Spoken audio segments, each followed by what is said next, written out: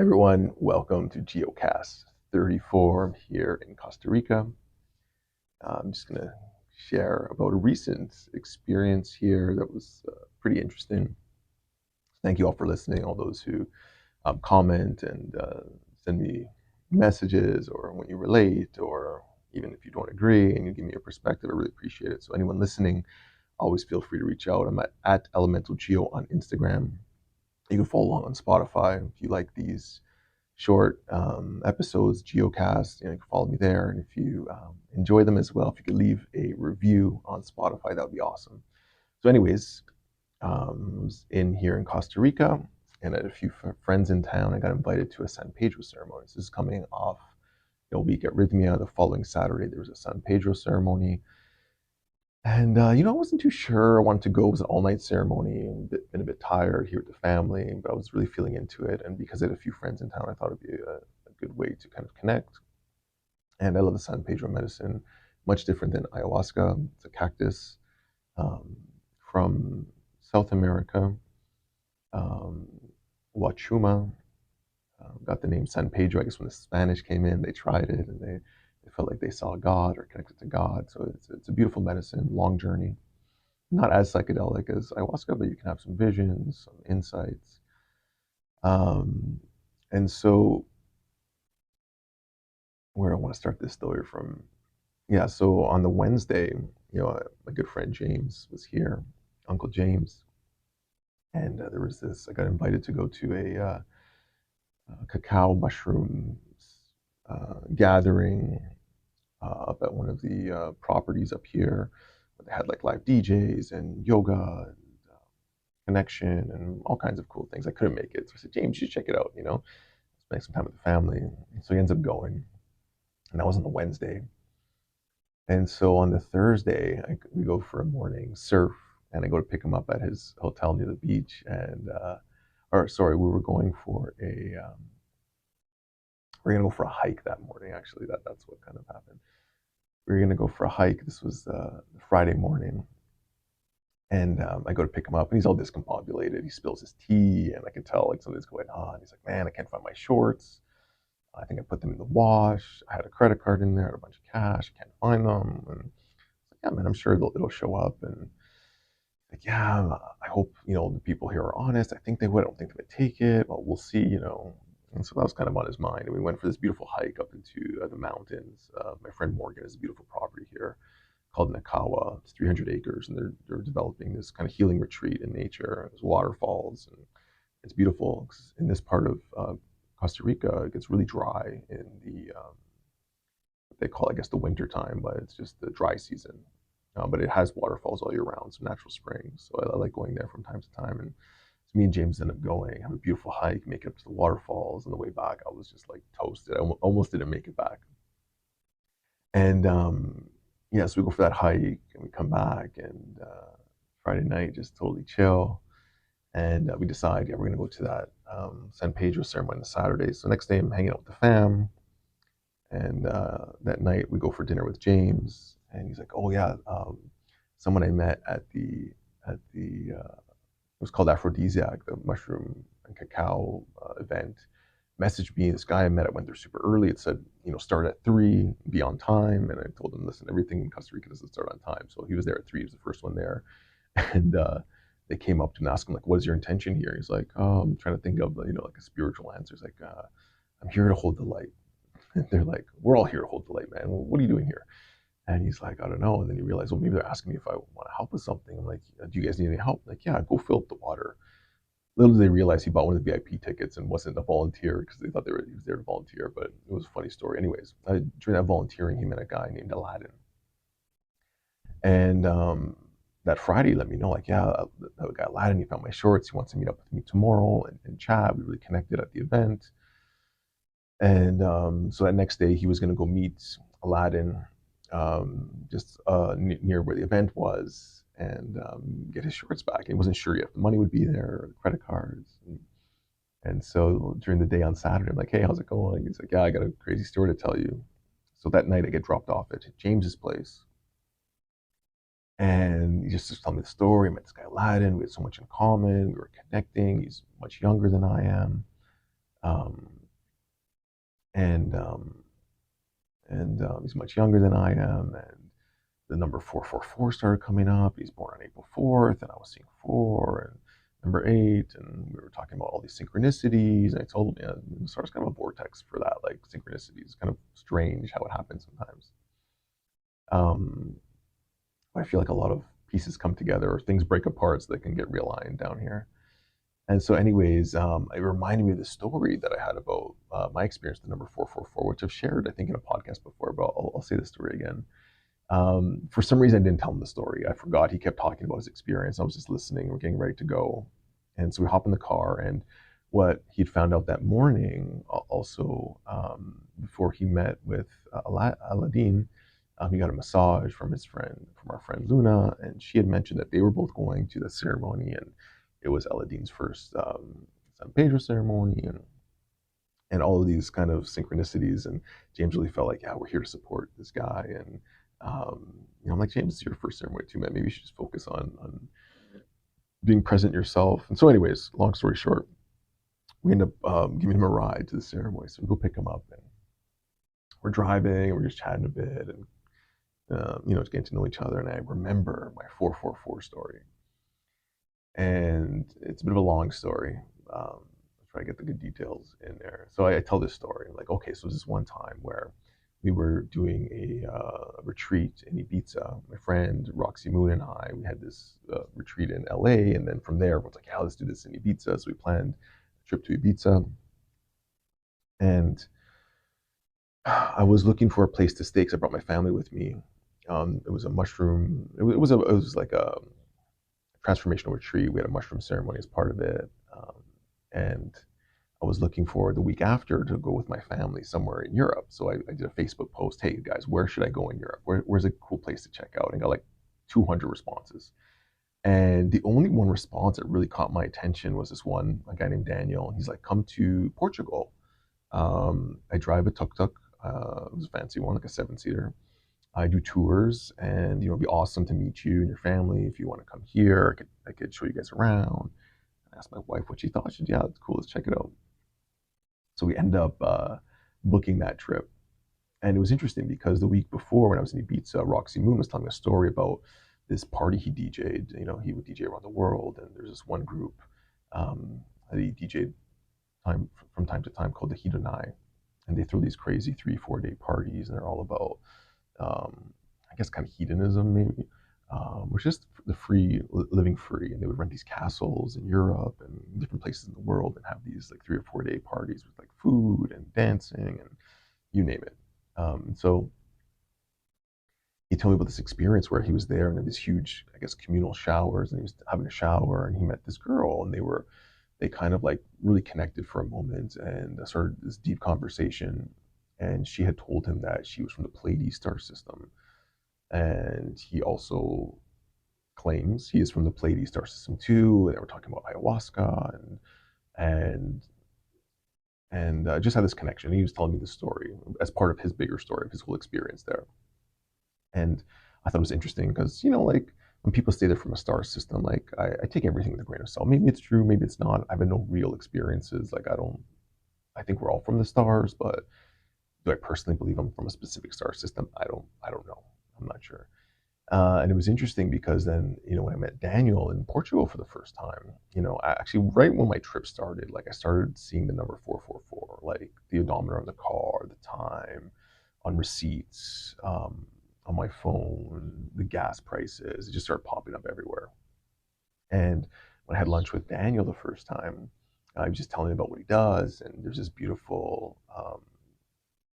mountain there called Sintra, and it's this very mystical mountain that he said, the legend has it, that when Atlantis sunk, that's where the Atlanteans went first, and there's Moorish castles there, and over time, all these different castles in the sea, it has this really incredible energy to this mountain. You can look it up online, Sintra. You'll see these really interesting castles with tunnel systems.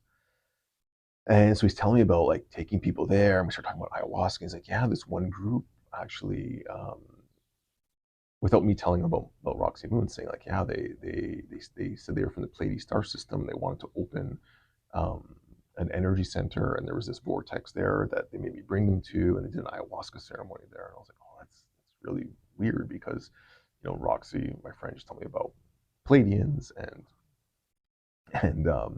and we were talking about ayahuasca, and so like that synchronicity kind of stood out. And as the week's going on, and I'm thinking about this number 444 just keeps popping up everywhere, and and I have this feeling like I should go check out that spot on the mountain. And so um, I go Google Palladium star system and I'm looking it up. And as I'm scrolling down, I'm kind of like in shock because it's 444 light years away from Earth. And this was like kind of blew my mind in that moment. And so I'm telling this whole story on the drive up to our San Pedro ceremony. And so I'm like, hey Daniel, can you take me up there at night? Like, do you think it'd be okay? And he's like, well, you're not supposed to go there at night, but I've never really done it before. But yeah, it sounds like fun. Let's do it. So we drive up in my car, not the tuk tuk, and we're on a road. We go down some like a asphalt road, it's like a gravel road, it's like this little path, and it becomes completely foggy. It's like a different microclimate up there, and I can't see anything. I can't see like 2 feet in front of me. So I'm parking the car, and it's drizzling a little bit, and we look at each other like, "Are we gonna do this?" Like, yeah, okay, let's do this. We start walking out into the darkness. There's no lights, a lot of fog, a little path, can't see anything. It's windy, and like I can't tell if like 5 feet to my left or right, I'm gonna be falling to my death, off the side of a mountain. Like I can't see anything. I'm just trusting this guy in front of me and just trying not to lose him in the darkness. And so after about 30 minutes of walking, we get to the spot. He's like, yeah, this is roughly where it is. And so we just sit down there and we're looking around and kind of like, hey, what are we doing here? And he's like, let's do some breath work. I'm like, perfect. So we start doing some breath work and we do like 3, 4, 5, 6 rounds of breathing. We're starting to feel really like our vibration is rising, and and all of a sudden we start oming, and like we're oming louder and louder, and this resonance is kind of happening, and all of a sudden about 3 or 4 feet above our heads, what looks like is this soccer ball sized sphere of light in the fog. It's like right above our heads, and it catches both of our attention. We kind of both look up at it, and it kind of like just dissolves and disappears, and like we kind of look at each other like, did you see that? And we're kind of like freaked out in this moment. And then like out the corner of our eyes, like another beam of light, like kind of like shoot through the fog. And then in the distance, we see this kind of like glowing triangular shape moving through, probably like 10 or 20 feet away. And at this point, we're kind of like, okay, let's get the heck out of here. We're kind of like freaking out. And we're on the ride back, and we're like, what could that have been? Was it like a drone with a spotlight, or um, we couldn't figure it out, and nothing made any sense at that moment. But what it felt like was something was trying to like communicate with us in some way, and I guess we didn't really know how to communicate back. But it always stuck with me. I really didn't understand what the meaning of it was. I still kind of don't to this day, but it was something that really stood out. Some like one of the few paranormal experiences in my life, which I've had a few, that are kind of unexplainable. And so I tell this story just as we get to my friend Blake's house, who lives close to the spot where we're going, which is up near Pachamama. And I get out of the car, and like takes James and Eladine like the 10, 15 minutes before they come in. We come in, we chill for a bit, and then we head off to the ceremony, which was a beautiful ceremony.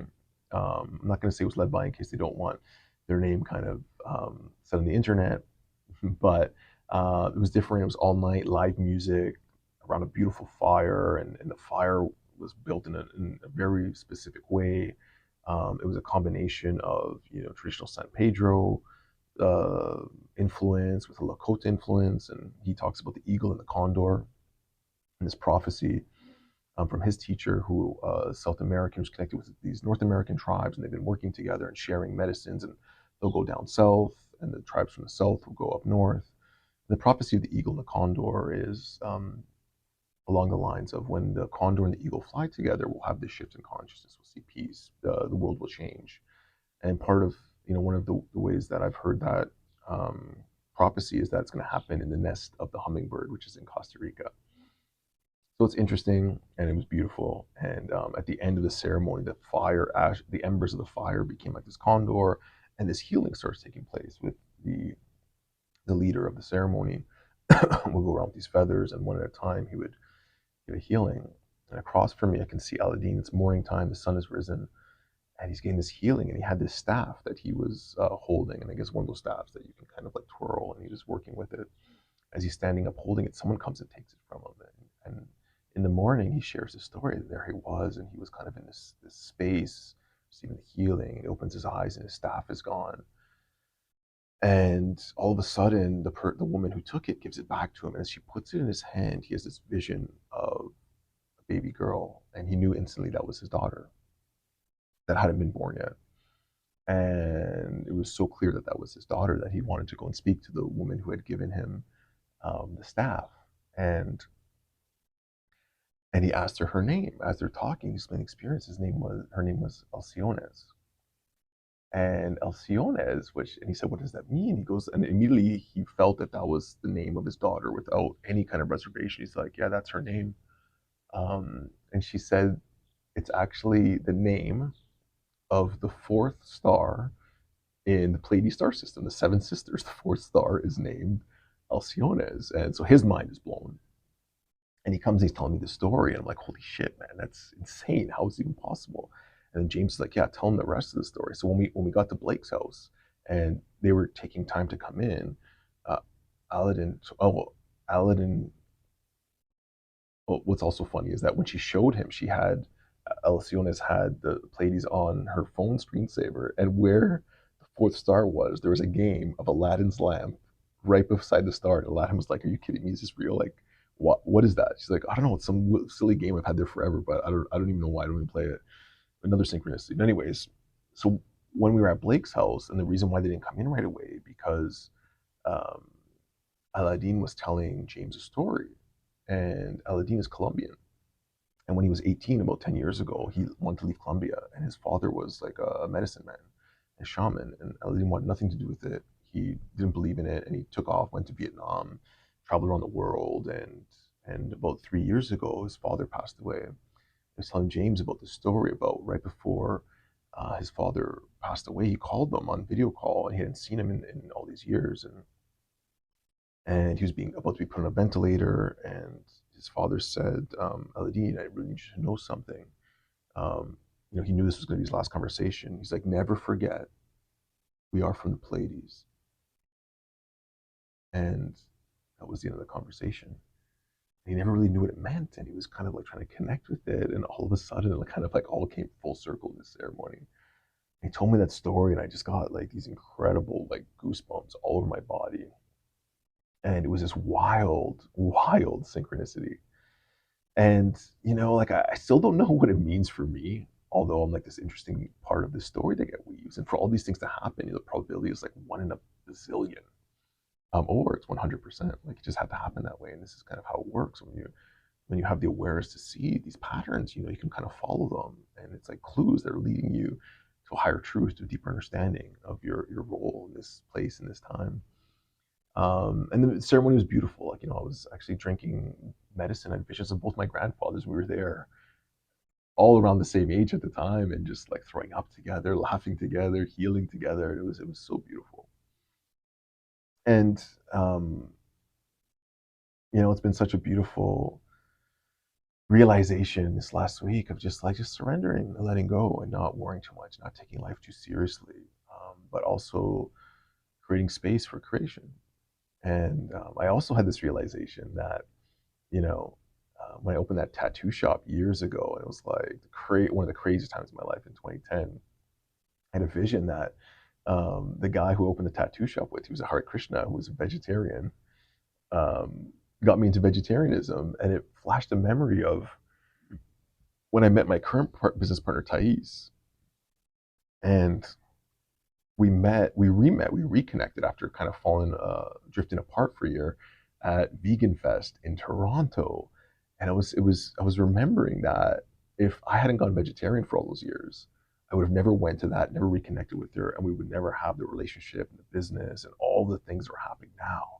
And it was a small reminder that like how everything that's happening in your life is happening for a reason.